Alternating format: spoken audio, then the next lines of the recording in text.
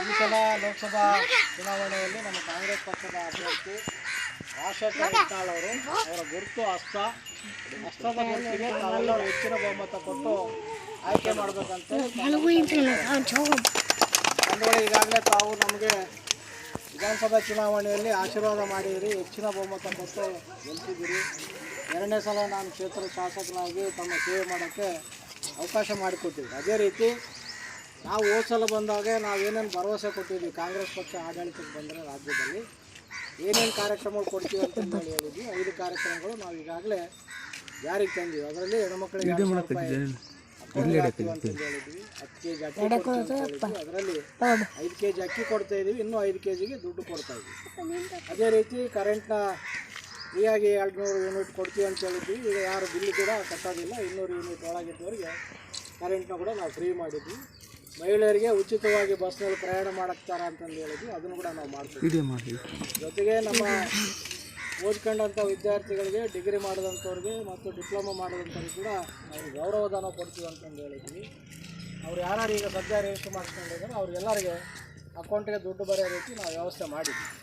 ನಾವೇನು 5 ಭರವಸೆ ಕೊಟ್ಟೋಗಿದ್ವಿ, ನಮ್ಮ ಸರ್ಕಾರ ಬಂದರೆ ಮಾಡ್ತೀವಿ ಅಂತೇಳಿ ಅದನ್ನು ಈಗಾಗಲೇ ನಾವು ಅನುಷ್ಠಾನಕ್ಕೆ ತಂದು ಜಾರಿಗೆ ತಂದು ಅನುಕೂಲ ಮಾಡಿಕೊಟ್ಟಿದ್ವಿ. ಜನಕ್ಕೆ ಅನುಕೂಲ ಆಗ್ತಾಯಿತ್ತು. ಭಾಳಷ್ಟು ಜನ ನಾವು ವಿಚಾರ ಮಾಡಿದಾಗ ಹೆಣ್ಮಕ್ಳಿಗೆ ಕೇಳಿದಾಗ ಅವ್ರಿಗೆ 2000 ಬರ್ತಾ ಇದ್ದಾವೆ ಅಂತಂದು ಎಲ್ಲರೂ ಹೇಳ್ತಾಯಿದ್ರು. 1000ಕ್ಕೆ 1-2 ಕೆಲವರು ಅವ್ರೇನು ಡಾಕ್ಯುಮೆಂಟ್ಸ್ ಏನು ಸರಿಯಾಗಿ ಕೊಟ್ಟಿಲ್ಲ, ಅಂಥವ್ರಿಗೆ ಸ್ವಲ್ಪ ತೊಂದರೆ ಆಗಿರ್ಬೋದು. ಅವ್ರನ್ನ ಕೂಡ ಅವೆಲ್ಲ ಸರಿಯಾದ ಡಾಕ್ಯುಮೆಂಟ್ಸ್ ಕೊಟ್ಟರೆ ಅವ್ರಿಗೆ ಕೂಡ ಮತ್ತೆ ದುಡ್ಡು ಹಾಕೋಕ್ಕೆ ನಾವು ವ್ಯವಸ್ಥೆ ಮಾಡ್ತೀವಿ.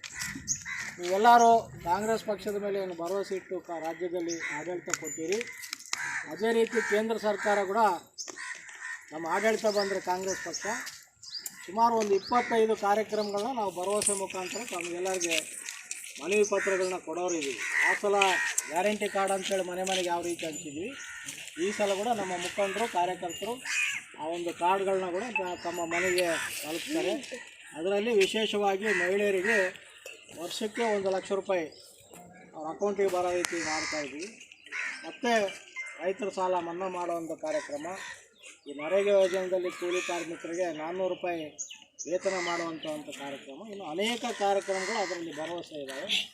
ದಯವಿಟ್ಟು ಈ ಒಂದು ಕಾಂಗ್ರೆಸ್ ಸರ್ಕಾರ ಇಲ್ಲಿ ರಾಜ್ಯದಲ್ಲಿ ಅಂತಂದಿರಿ, ಕೇಂದ್ರದಲ್ಲಿ ಕೂಡ ಈ ಸರ್ಕಾರ ಬಂದು ಜನರಿಗೆ ಅನುಕೂಲ ಮಾಡುವಂಥ ಕಾರ್ಯಕ್ರಮ ಕೊಡ್ತೀವಿ. ದಯವಿಟ್ಟು ತಾವೆಲ್ಲರೂ ಕಾಂಗ್ರೆಸ್ ಪಕ್ಷಕ್ಕೆ ಯಾವ ರೀತಿ ಬೆಂಬಲವಾಗಿ ನೀವು ನಿಂತಿರಿ. ಈ ಸಲ ಕೂಡ ಲೋಕಸಭಾ ಚುನಾವಣೆಯಲ್ಲಿ ಕೂಡ ನಮ್ಮ ಅಭ್ಯರ್ಥಿ ಗುರುತು ಹಸ್ತದ ಗುರುತು ನಮ್ಮ ಅಭ್ಯರ್ಥಿ ರಾಜಶೇಖರ್ ಹಿಟ್ನಾಳ್ ಅವರು ನಾಳೆ 15ನೇ ತಾರೀಕು ಅಚ್ಚೊಳ್ಳಿ ಭಾಗದಲ್ಲಿ ಬಹಿರಂಗ ಸಭೆಯಲ್ಲಿ ಬರ್ತಾ ಇದ್ದಾರೆ.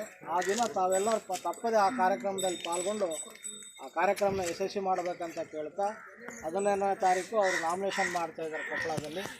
ಆ ಒಂದು ಕಾರ್ಯಕ್ರಮದಲ್ಲಿ ಕೂಡ ತಾವು ಪಾಲ್ಗೊಳ್ಬೇಕಂತೇಳಿ ಮನವಿ ಮಾಡ್ತೀವಿ.